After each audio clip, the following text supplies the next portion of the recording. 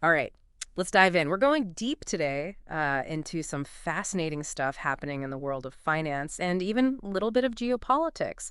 It's Wednesday, November 20th, 2024. We've got a whole stack of market summaries, economic reports, you name it. Oh, and some international news that's going to make you think, wait, what? Sounds like a full plate. Yeah, it is. And you ready to dig in? Always. Especially with a day like today, the markets are doing their thing. And then, well, some geopolitical stuff happening too. I know, right? I mean, did you see that a 7-year-old coding prodigy in Russia got a job offer? What do you think? Yeah, I saw that. Yeah, I don't even know what to say about that one. It's wild, right? But, okay, first, markets. They were all over the place today. Yeah, bit of a roller coaster. Yeah. Mixed bag in the U.S. Dow Jones dipped, but the S&P 500 managed to eke out a gain. And the NASDAQ, well, tech really helped it close up over 1%. Yeah, the NASDAQ, up over 1%. Makes sense with everyone on the edge of their seats waiting for NVIDIA's earnings report. But hold on, before we get to NVIDIA, what's the deal with this supermicro computer? 31% jump in a single day. Did I read that right? You did. It's a pretty significant jump, that's for sure. It seems like bringing in a new auditor might be signaling a turnaround, but it's probably smart to wait and see what happens before, getting too excited. Sure. We need to really understand what's driving that surge. So not necessarily a sure thing then. Got it. Yeah. It's good to be cautious. Speaking of things that look promising, though, NVIDIA's earnings report is supposed to be huge, right? It is. Analysts are predicting something like 82% revenue growth. If they hit that, it would be mind-blowing. 82%. Seriously, seriously. It really shows how much they're dominating the chip industry and everything that's going on with AI. We'll dive into their actual results later on, but yeah, the anticipation alone is saying something. Okay, yeah, I'm really looking forward to that part. But even with all this tech stuff happening, the market overall seems a bit jittery, don't you think? A little bit, yeah. The VIX, the volatility index, Yeah. it ticked up today. That's usually a sign that investors are a little nervous about things. So does that, affect everyone or just people on Wall Street? It can ripple out, yeah. Volatility in the market can mess with interest rates and consumer confidence, things like that. And those things touch everyone's lives in some way.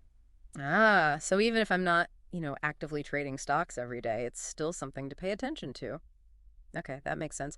So what about the economy overall then? It feels like we keep hearing good news one minute, bad news the next. Yeah, we're getting mixed signals for sure. U.S. housing starts, for example, they slumped more than analysts were expecting. That could mean the housing market is cooling down. But then you look at the Eurozone, and inflation is still stubbornly high, which means the European Central Bank might have to raise interest rates again. Ugh, interest rates. Okay, so what's the verdict? Are we headed for a recession or are we going to be okay? Honestly, it's the million-dollar question, isn't it? And unfortunately, there's no easy answer. There are signs pointing in both directions. You've got Walmart, for instance. They just crushed their earning expectations. Really? Yeah. It seems strong consumer spending really helped them out. And get this, they even raised their forecast for the year.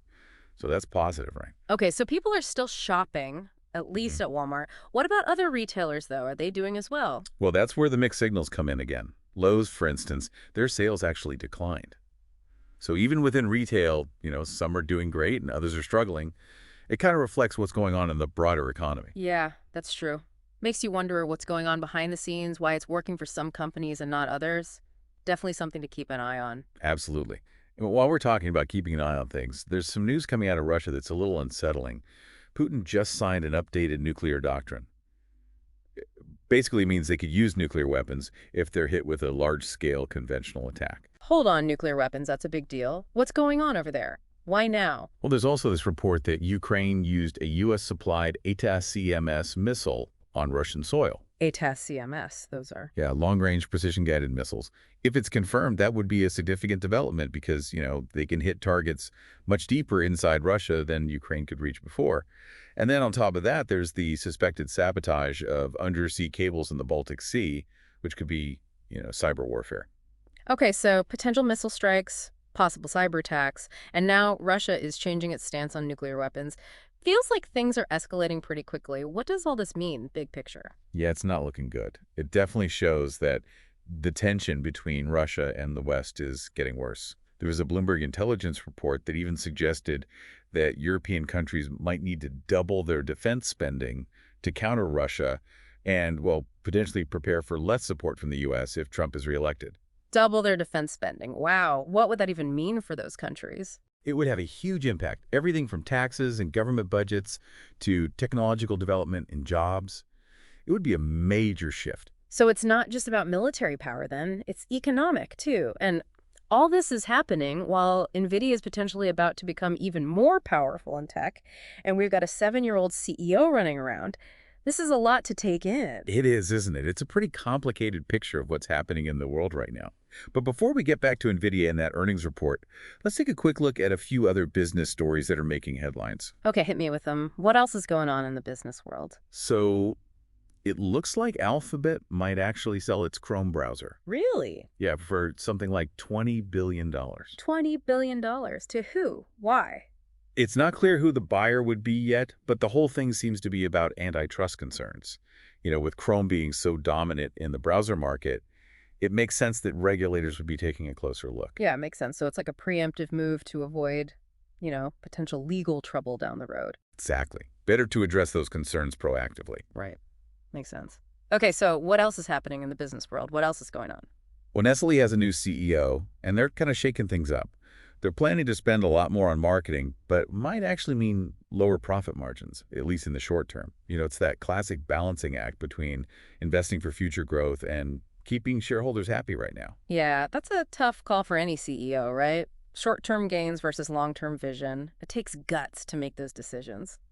Speaking of big decisions, let's circle back to NVIDIA. Did they hit those crazy earnings expectations? Oh, they did. In fact, they blew them out of the water. Their revenue for Q3 was a whopping $33.2 billion. No way! Are you serious? I'm serious. They actually exceeded those predictions. So that's like more than 82% growth, right? Yeah, more than... It's pretty clear that there's a huge demand for their chips. I mean, they're everywhere. AI, data centers, gaming, self-driving cars, you name it. Wow. So this is good news if you own NVIDIA stock, I'm guessing. You could say that.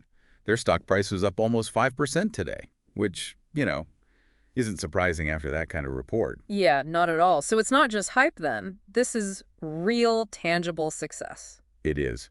It really says a lot about the state of the chip industry as a whole, too. There's been talk about a potential slowdown, but the demand, especially for AI, is still going strong. So NVIDIA's success is kind of like a symbol of the bigger picture, how AI is affecting everything. Absolutely. And it makes you wonder, can other chip makers keep up? Will we see new players emerge, or will the big companies just get bigger? It's going to be interesting to watch how it all unfolds. Yeah, it's like this high-stakes race, billions of dollars on the line, and the future of technology hanging in the balance. I'm definitely going to be watching to see what happens next. But, in the middle of all this excitement about, technological progress, we can't forget about all the geopolitical tension we talked about earlier. Oh, absolutely. It's important to keep things in perspective. As amazing as NVIDIA's success is, it also reminds us that technology can be a double-edged sword. In what way? Well, the same stuff that's driving AI could also be used in, not so good ways, especially with all the global conflict going on. Yeah, that's a sobering thought. We get excited about new technology, but we have to remember that it's not inherently good or bad, right? It all comes down to how we use it. Exactly. Yeah. We have a responsibility to make sure it's used ethically, especially when we're talking about something as powerful as AI.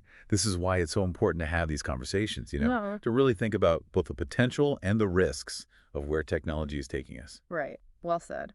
Okay, before we go too far down that road, let's take a break from the serious stuff and revisit that story about the 7-year-old coding prodigy in Russia. Remember? The one who got a job offer. Oh, little Sergey. Yeah. Yeah, that was a fun one. It's incredible to think that someone that young could master skills that, a lot of adults struggle with. I know, I can barely figure out how to use all the features on my phone, and this kid is out here coding complex programs. It makes you wonder what the future of education and work will look like, right? It really does. I mean, Yeah. if a 7-year-old can code like that, what does it mean for the rest of us? Will we all need to become coding experts to stay relevant? Yeah. What will be the must-have skills of the future? It's a fascinating question. It is. It definitely shows how important it is to keep learning and adapting. But beyond the technical skills like coding, I think there are other qualities that will be just as important. Like what? Well, things like critical thinking, Yeah. problem solving, creativity, and collaboration. Those are skills that machines, even AI, haven't quite mastered yet. You're right. Technical skills are important, but they're not the whole picture. Exactly. We need a generation that can not only understand technology, but also use it for good. A generation that can think critically about its implications and adapt to whatever challenges come next. And maybe Sergey will be leading the way. A 7-year-old CEO, why not? You never know. Looking back at everything we've talked about today, it's been quite a ride. From market jitters and NVIDIA's big win to geopolitical uncertainty and a pint-sized coding genius, it's been a lot to process. Yeah, it has been. It's kind of wild when you think about it all together. From the markets going up and down and NVIDIA killing it to, what's happening with Russia and that little coding whiz kid. It's a lot. It really is. We've covered so much ground, right? Financial reports, company shakeups, global tensions, the future of tech. Yeah, It's a lot to wrap your head around. it is. But that's what these deep dives are all about, right? We take all this information, this big jumble of stuff, and try to make sense of it. Yeah, exactly. We connect the dots, we look at things from different angles, and we try to figure out what it all means. It's about giving you the tools to understand this crazy world we live in. And hopefully we make it interesting along the way. Definitely. Learning shouldn't be boring, Yeah. But let's not forget the most important part. What does all this mean for the people listening? Right. Good point. So let's bring it back down to earth for a second. AI is changing so fast, and the future of work is, well, who knows what it'll look like. What are some key things our listeners should be thinking about? What are the big takeaways here? I think the biggest one is, just how important it is to be able to adapt. Markets change, companies change, jobs change.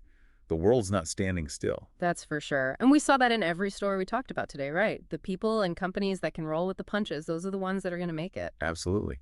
Another big one is, the power of knowledge and critical thinking. If you stay informed, if you question things, and if you make those connections, you can make better decisions in your finances, your job, even your personal life. So stay curious, keep learning. Don't just accept things at face value. Exactly. There are so many opportunities out there for people who are willing to embrace change and really think for themselves. Well said. Okay, before we wrap this up, I want to leave our listeners with one last thought. As technology keeps advancing at this crazy speed, what skills and qualities are going to be most valuable? How do we prepare ourselves and our kids for a future that's, basically run by technology? Those are the questions, aren't they? And as we continue these deep dives, I encourage everyone to keep asking those questions. Stay curious, keep learning. It's a wild world out there. We're all in this together. Couldn't have said it better myself. Well, on that note, I think it's time for us to come up for air. Until next time, keep exploring, keep learning, and keep those questions coming.